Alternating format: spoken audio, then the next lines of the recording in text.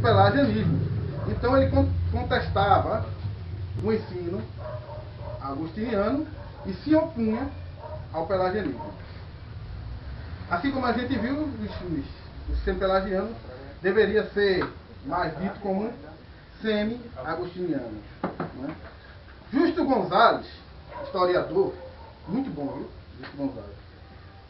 Ele nos diz assim: os chamados semi-pelagianos eram, na verdade, semi-agostinianos, que rejeitavam as doutrinas de Pelágio e admiravam e respeitavam Agostinho, embora não tivessem disposto a seguir o bispo de Hipona até as últimas consequências de sua teologia. Então a gente já percebeu que o semi-pelagianismo ele não tem nada a ver com Pelágio, tanto é, ele refutava as teorias de Pelágio, né? João Cassiano. Esse esclarecimento aqui em cima, irmão, ele é importante, pois nos afasta, já vai nos afastar, quando se apresentar o arminianismo, já vai nos afastar a ideia de pelagianismo e sem pelagianismo. Quando for apresentado, vai ser a próxima agora, o arminianismo.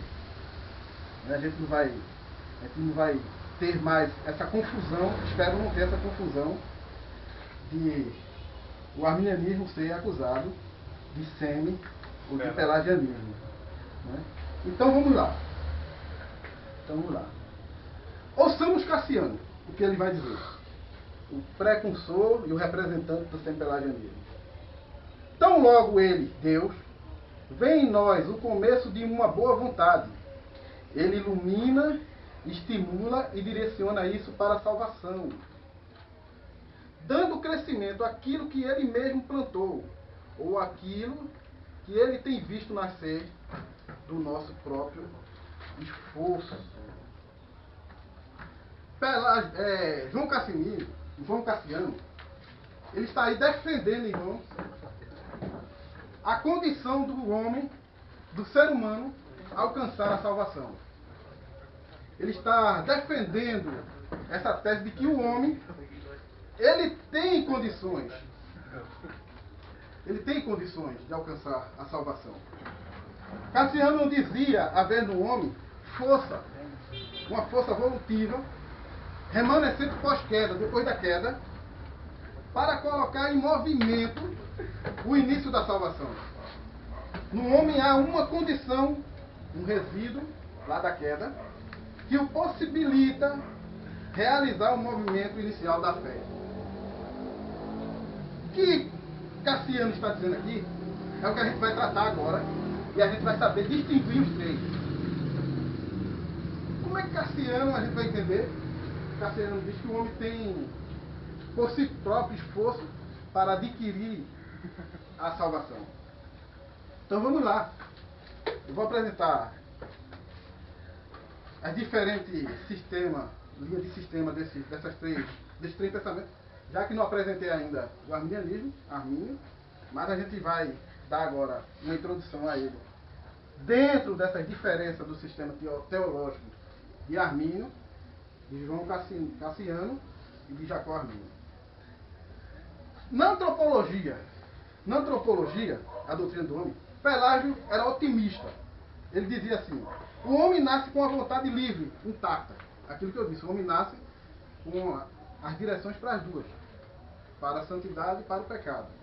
Na antropologia pelagiana. Para João Cassiano, também a antropologia, a doutrina do homem, também era otimista. Para João Cassiano, a vontade humana não está morta, apenas enferma. Essa vontade humana, irmão, é bom ressaltar, ele está falando de livre-arbítrio. Ela não estava morta, ela estava enferma. Ela não tinha sido afetada de uma forma completa, mas enferma. Para Pelágio, ele ainda tinha esse livre-arbítrio livre. E a gente pode chamar de livre-arbítrio libertário, ou liberdade libertária. Isso a gente vai tratar nos 5 pontos da remonstrância. Eu creio, tenho certeza que seja outra aula. No arminianismo, Jacó Armínio, ele era pessimista. Ou seja, o livre-arbítrio humano está destruído. Está destruído. Tá? Pós-queda, o livre-arbítrio do homem está destruído. Para Pelágio, o livre-arbítrio está normal, intacto. Para João Cassiano, o livre-arbítrio está apenas enferma. Mas para Armínio, ela está completamente destruída. Nos dá uma citação assim de Agostinho. A gente vai notar que Armínio, algumas vezes ele anda paralelo a Agostinho. Mas quando chega em alguns pontos, esse andar junto, ele se separa, depois volta, separa, se volta. Não tem como conciliar. Um exemplo, a predestinação agostiniana não tem como conciliar com a predestinação arminiana. Na disciplina da martiologia, que é do pecado, Pelágio, como a gente viu, ele diz que a raça humana não morre com a queda de Adão, ou não foi afetada toda a raça humana com a queda de Adão. Ou seja, Adão foi afetado ele só, a raça humana não. A raça humana peca por conta das suas ações, mas não pela queda e pelo pecado original, lá originalizado por Adão. Para João Cassiano, apesar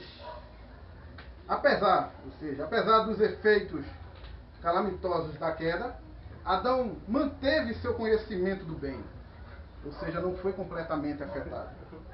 Ou seja, o livre-arbítrio ficou enfermou. Já para Armínio, a queda adâmica atingiu toda a humanidade, levando-a ao estado de depravação total. Ou seja, o homem por si só, de maneira nenhuma, pode chegar a Deus. De maneira nenhuma. Para Armínio, o livre-arbítrio foi afetado de forma total. De forma total. A gente vai ver mais na frente acerca disso aí. Depravação total é um dos pontos da remonstrância, dos remonstrantes, e a gente vai ver mais profundo isso aqui. Na disciplina soteriológica, Pelágio dizia que o progresso da santidade do homem, e portanto, em última análise, sua salvação ocorre pelos méritos humanos, por ele mesmo, pelos méritos que ele faz. Para João Cassiano, o homem pode dar, sim, o primeiro passo para Deus. Veja, Pelágio dizia que, não, eu não dependo de Deus, de Jesus, para obter a salvação.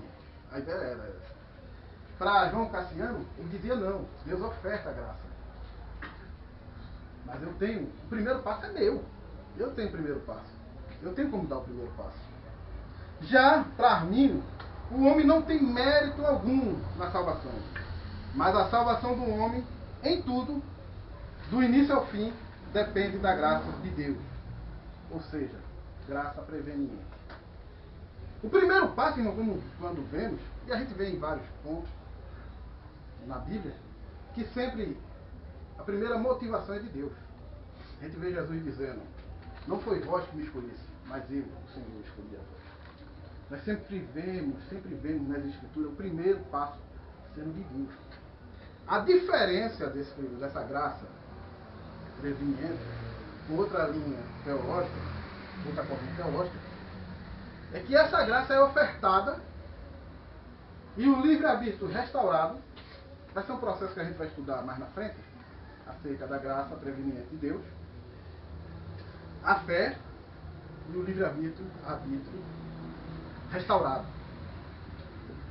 Quando esse livre-arbítrio é restaurado, antes da graça ser oferecida, a graça é ofertada, o livre-arbítrio é restaurado, e o homem tem sim condição de rejeitá-la ou não, de resistir a ela ou não. Para Armínio, o primeiro passo, a primeira iniciativa, sempre era, ou sempre é, de Deus. Não vejo outra direção também. E sendo assim, o sempelagianismo foi condenado em 1529 depois de Cristo, no segundo concílio de Orange, na França.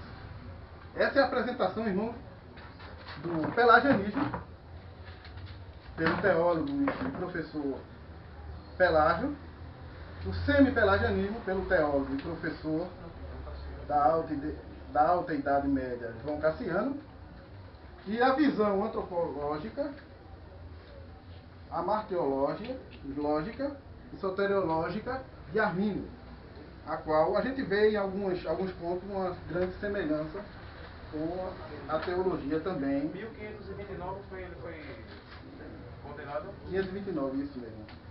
529. Então, irmãos, essa é a grande separação desses três sistemas teológicos. Agora, a pergunta é, o que é arminianismo? O que é, ou o que vem a ser arminianismo? O arminianismo, irmãos, é o nome dado a uma linha de interpretação teológica na área soteriológica, ou seja, na doutrina da salvação. Basicamente, o que defende o arminianismo? O que defende o arminianismo? A gente vai ver agora os 5 pontos a qual é defendido o arminianismo, e a gente vai encontrar semelhança da nossa regra de fé, da nossa confissão de fé, nesses 5 pontos. Nós vamos encontrar semelhança mesmo. O que defendia esse sistema de interpretação arminiana acerca da doutrina da salvação? Vamos lá. Primeiro ponto que defendia: depravação total. A ideia de que o homem, após a queda de Adão e Eva, nasce em pecado e que sem a ajuda de Deus o homem não pode salvar-se. A gente pode ver isso aí tanto em Efésios capítulo 2, é o textuário áudio disso aí, desse ponto de depravação total, todo o livro de Éfeso capítulo 2, e Romanos de 3, capítulo 3, versículo 9 ao 24. A gente vai ver isso. Vamos lá, Romanos capítulo 3. A gente vai ver acerca da depravação total, e Armínio defendia esse ponto. Romanos capítulo 3. Eu vou pegar alguns versículos. Romanos 3 é Capítulo 3. Capítulo 3. Versículo 10, vamos começar. Versículo 10 diz: como está escrito, não há um justo, nenhum sequer. Não há ninguém que entenda, não há ninguém que busque a Deus. O versículo 23 diz assim: porque todos pecaram e destituídos estão da glória de Deus, sendo justificados gratuitamente pela sua graça, pela redenção que há em Cristo Jesus. Amém? No 28 diz assim: concluímos, pois, que o homem é justificado pela fé, sem as obras da lei. Depravação total. Isso era o que... Essa é a linha que Jacó Armínio defendia, e é um dos pontos da remonstrância. Jacó Armínio, o arminianismo, também defendia, também defende a graça preveniente de Deus. Através da graça preveniente de Deus, o homem é liberto para crer, mas que a graça de Deus é resistível. É resistível. Nós podemos ver isso em diversos, irmãos, diversos textos. A graça sendo ofertada, a salvação sendo ofertada, e o indivíduo, o ser humano, rejeitando. Só basta ver aquela passagem do encontro do jovem rico e Jesus, acerca da vida eterna. O jovem rico quis, e tem uma linha de pensamento, que depois a gente vai tratar, que diz que ali não estava falando de salvação, não. Espera aí. O jovem perguntou o que há de fazer para ter a vida eterna. Se a vida eterna não for salvação, então a gente tem que mudar esse conceito. Mas a gente pode ver isso em Provérbios, capítulo 1, versículo